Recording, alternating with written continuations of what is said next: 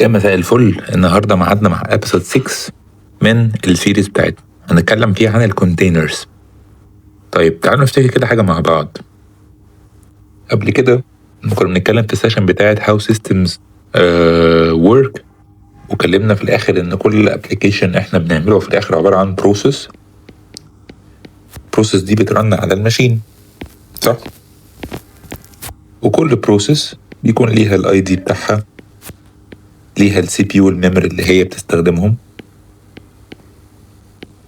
وكمان ليها البورت اللي هي رننج عليه اللي هي باك اند سيرفيس. فهي بترن على بورت عشان البورت ده هي مستنيه عليه مين اللي هيعمل معاها التي سي بي كونكشنز. لو فاكرين على البورت ده اللي هيعمل معاها الكونكشن هو كلاينت، ممكن تبقى باك اند سيرفيس تانية، ممكن يبقى فرونت اند، ايا كان. اوكي طيب المشكله فين؟ او يعني ليه بقى هنروح لحاجه اسمها كونتينرز وبنسمع عن الدوكر والكلام زي ده؟ الموضوع جه منين؟ دلوقتي انا عندي الماشين بتاعتي،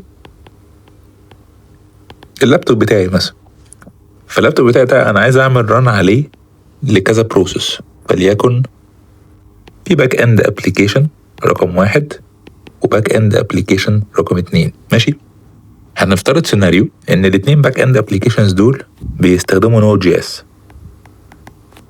جي اس. ده الران تايم بتاعهم. المشكله بتحصل انه لو الاولاني بيعتمد على نود فيرجن مثلا 14 والتاني بيعتمد على نود فيرجن 16. طب ليه دي مشكله يا ديفيد؟ لانه دلوقتي الماشين بتاعتي هي ماشين واحده، فهي انا فيها شويه dependencies installed، منزل عندي حاجات على الماشين بتاعتي عشان اشتغل بيها.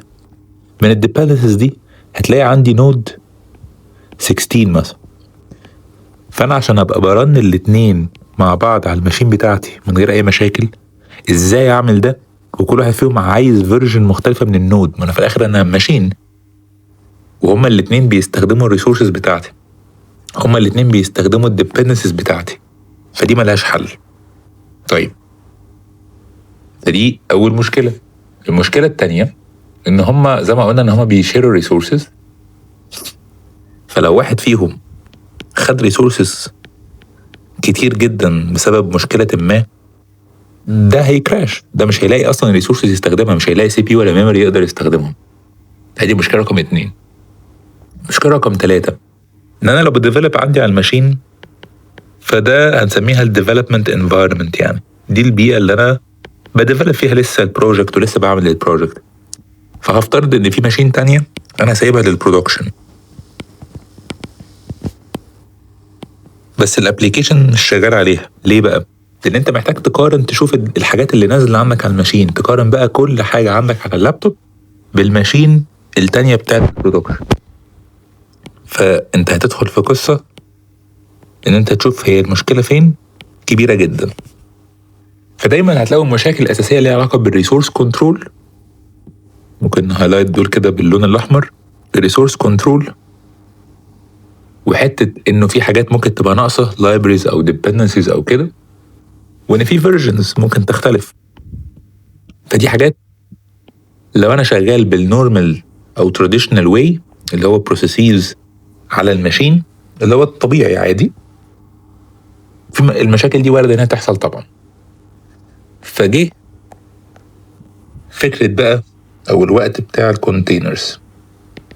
الكونتينرز باختصار هي بتوفر لنا فكره الباكجينج، ان كل حاجه بالديبندنس بتاعتها معاها ايزوليشن ما بينهم، ما يفرقش معايا خالص الديبندنسز بتاع ده وبتاع ده وبتاع ده، كل واحد عنده حاجته. وكونسيستنسي راننج بقى عندي في الماشين، راننج عند ماشين حد تاني، هي بتوفر لي ان هي الابلكيشن يرن بنفس الطريقه على اي ماشين بحط عليها الكونتينر ده. طيب احنا عايزين نفهم، ماشي الكونتينرز عندها المزايا دي، ايوه ازاي يعني ازاي ده حصل؟ في مقارنه مهمه قوي هتلاقوها دايما موجوده كده، الناس بتقارن ما بين الفي امز والكونتينرز. وموضوع الفي امز ده شبه شويه الكيس اللي احنا كنا بنتكلم فيها فوق، ان انا دي الماشين بتاعتي اللي برن عليها الابلكيشن. بس الفرق انه عشان طبعا اعالج المشكله بتاعت الكونفليكتس والكلام ده كله، لا انا ممكن اعمل في ام ارن عليها باك اند ابلكيشن 1 وفي ام تانية ارن عليها باك اند ابلكيشن 2. يعني ايه في ام؟ فيرتشوال ماشين. فهي ماشين بس في الكلاود، ماشين بس مش الماشين الفيزيكال بتاعتي، ماشين في الكلاود على اي كلاود بروفايدر. طيب فماشي، يعني انا ممكن احل يا ديفيد الموضوع ده من غير ما اصلا ما افهم يعني ايه كونتينرز في الحياه. بس تعال نشوف هو الفي ام ايه مشكلته كومبيرد بالكونتينرز. هو الفي ام كان بيستخدم زمان لحد ما وصلنا لفكره الكونتينرز. طب ايه بقى الفرق ما بينهم؟ يعني الفرق ما بينهم تعالى كده نشرحه كويس. وهو ايه الفي ام؟ الفيرتشوال ماشين ايه مكوناتها؟ انت عندك هاردوير، الهاردوير ده الهاردوير نفسه، الكومبوننتس نفسها، السي بي يو، الميموري والرام، السي بي يو، الرام، الاستورج، كل ده اللي هو الهاردوير. بيكون فوقيه حاجه اسمها الهايبرفايزر. الهايبرفايزر ده عباره عن سوفت وير. السوفت وير ده هو ده اللي مسؤول عن انه يمانج ويكريت multiple virtual environments. فانت ممكن تعمل virtual environment اكتر من واحده على الفي ام بتاعتك. اللي بيتحكم في دول هو الهايبرفايزر. فهو اللينك ما بين الهاردوير وما بين ان هو سوفت وير بيمانج الانفايرمنتس، وازاي هي تقدر تاكسس الهاردوير ده ثرو الهايبرفايزر. وبيكون في حاجه اسمها جاست او اس. وجاست او اس ده معناها ده او اس كامل، فول اوبريتنج سيستم كامل. ده طبعا احنا بنتكلم هنا على ليفل على كل في ام. فكل في ام عندها الفول اوبريتنج سيستم المتكامل بتاعها، ممكن يكون ويندوز، لينكس، اي حاجه. وعندنا الهايبرفايزر اللي بيقدر يمانج الفيرتشوال انفايرمنتس دي. بعد كده بيرن على الاو اس ده الابلكيشن بقى بيرن على الاوبريتنج سيستم ده. اوكي، فده عادي، هو ده هيحل المشكله بتاعت الايزوليشن اللي فوق. مشكله الحل ده ان هو ريسورس انتنسيف. من الشرح كده المبدئي، فكل في ام هي ماشين كامله متكامله من كل النواحي، هاردوير وهايبرفايزر وجاست او اس، يعني فول اوبريتنج سيستم بالابلكيشن اللي عليه. فانا لو عايز استخدم الكونسبت ده مع كذا ابلكيشن، لو الابلكيشنز كترت الموضوع ده ريسورس انتنسيف جدا وهياخد وقت في الستارت اب. انت كانك بتستارت الماشين بتاعتك، فوقت الستارت اب ان الابلكيشن ده يقوم هياخد وقت شويه، هياخد وقت. ليه الكونتينرز احسن من كل بقى الكلام ده؟ نيجي نقارن كده مقارنه ونشوف فرق الكومبوننتس اللي هنا عن اللي هنا، وازاي ده الكونتينرز تعتبر لايت ويت جدا مقارنه بالفي امز. الكونتينر انت برضو اكيد عندك هاردوير في الاخر، هو الكونتينر هيرن في الاخر هيستخدم هاردوير، بس الهاردوير ده بيبقى محطوط عليه هوست او اس. ليه هنا مسمينه هوست او اس؟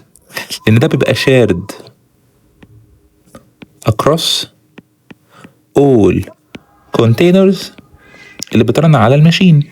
فاحنا في هاردوير اللي هي الماشين نفسها، برضه السي بي يو والرام والستورج، بس الفرق ان الماشين دي عليها اوبريتنج سيستم مش بير ابلكيشن او مش بير باك اند انا برنه، لا هو هوست او اس ده شيرد وانستول على الهاردوير. كل الكونتينرز بتستخدمه،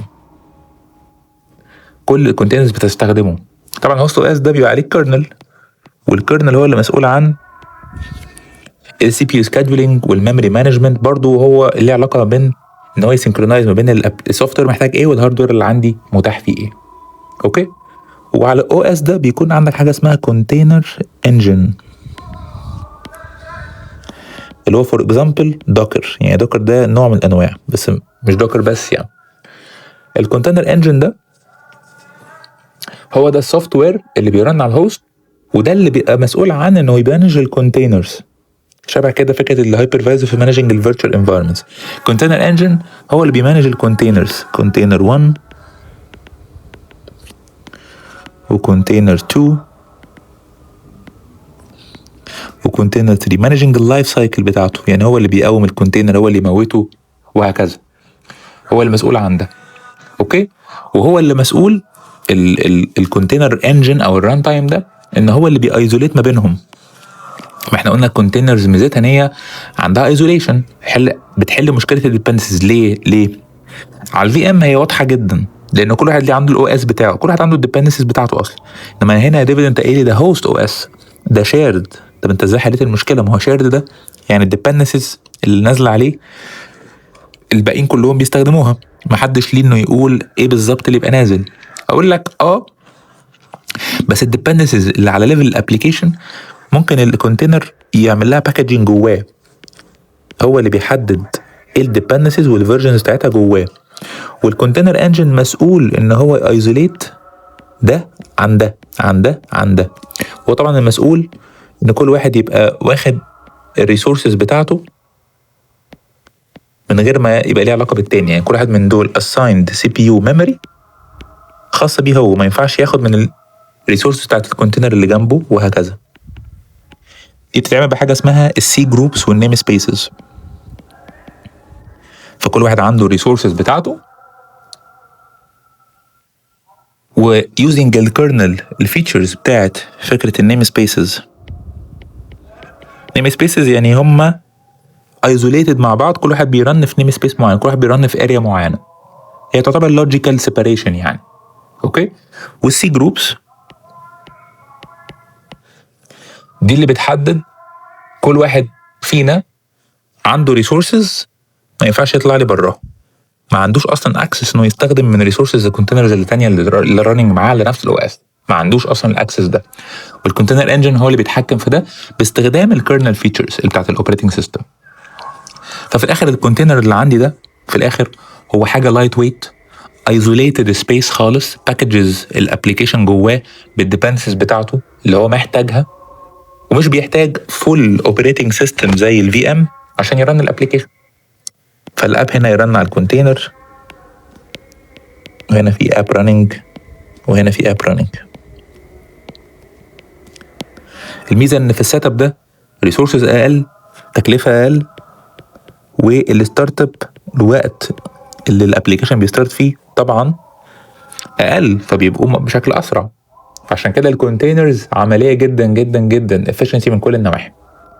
فهي كانت مراحل، يعني ده كان في فيز كنا بنستخدم الفي امز لحد ما وصلنا لفكره الكونتينر انجنز والكونسبت ده، فابتدينا نستخدم الكونتينرز وفهمنا الفرق بين الاتنين كشكل اركيتكتشر من جوه، وليه ده فعلا يتفوق على ايه، على ده. اوكي، فاحنا كده خلصنا بارت 1 من كلامنا عن الكونتينر والكونتينر انجن زي دوكر. طبعا لسه ما اتكلمناش على دوكر بالتفصيل، ولكن فهمنا الفكره العامه، ايه المشاكل اصلا في الحاجات اللي اتكلمنا فيها قبل كده، وكان ايه الحل الاولاني اللي الناس استخدمته، وايه الحل التاني وليه احسن. المره الجايه هناخد الموضوع ده بشكل عملي، هنقوم كونتينر عندنا على الماشين، ونثبت ان احنا كده كده الكونتينر ده في الاخر هو بروسيس. يعني انا برن كونتينر، فالكونتينر ده بيرن على بورت معين، فاقدر اشوف ان في بروسيس دلوقتي بقت راننج على البورت ده على ليفل الماشين عادي، على ليفل او اس، مفيش اي مشكله خالص خالص خالص. وهنبتدي نشوف الاكزامبل العملي ده، السيباريشن او الايزوليشن ده حاصل ازاي بشكل عملي، علشان نبتدي نربط الافكار ايه ببعض. فشكرا ليكم، انتوا وصلتوا لهنا في اخر الحلقه دي. اشوفكم الابيسود اللي جاي ان شاء الله. عجبتكم الابيسود؟ تنساش لايك شير سبسكرايب، الحاجات الحلوه بتاعت يوتيوب. يلا سلام.